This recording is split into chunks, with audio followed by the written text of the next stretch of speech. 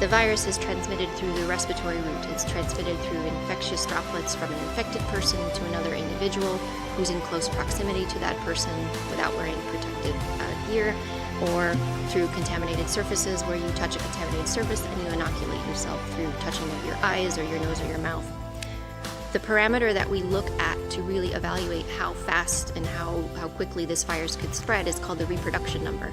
And that number is the average number of one infected person individual will infect.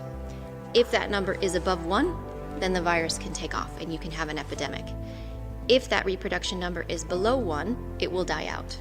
And so what we're looking at in a number of countries is that they're constantly evaluating is what is the reproduction number, and they call that the time varying reproduction number. That number is context specific, as Mike was saying.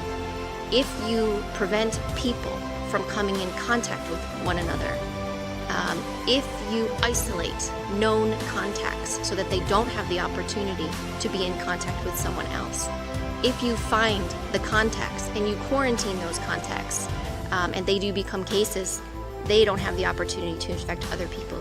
You actually break the chain of transmission, and the virus has nowhere to go.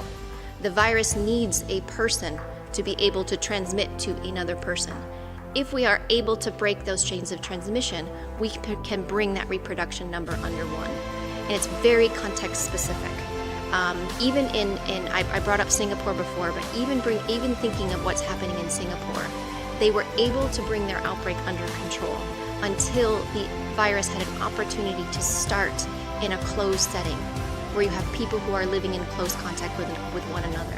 These types of closed settings exist in all countries, in long-term care living facilities, in institutions, in prisons, and we need to find ways in which we can prevent the virus from transmitting from one person to another. And that way we can bring that reproduction number under 1, and we can break those chains of transmission. This is the first pandemic in history that we can control by doing these measures. Find, isolate, test, treat. Find all of the contacts, quarantine those contacts, engage your populations, have them know what they can do to protect themselves and protect others.